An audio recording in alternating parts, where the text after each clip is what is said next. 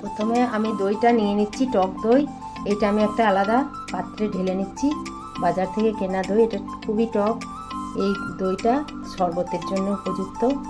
এরপর আমি এর সঙ্গে চিনি গুঁড়ো দিয়ে দিচ্ছি, একটু বেশি পরিমাণে চিনিটা দিয়েছি, আর দিচ্ছি একটু বিট নুন।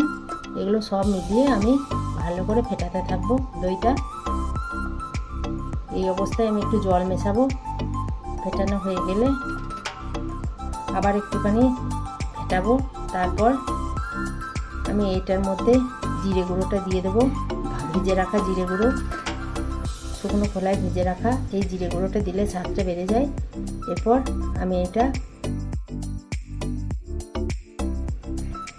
গ্লাসের মধ্যে ঢেলে নিচ্ছি খাবারের জন্য। এরপর এতে আমি একটা করে বরফের টুকরো দিয়ে দেবো।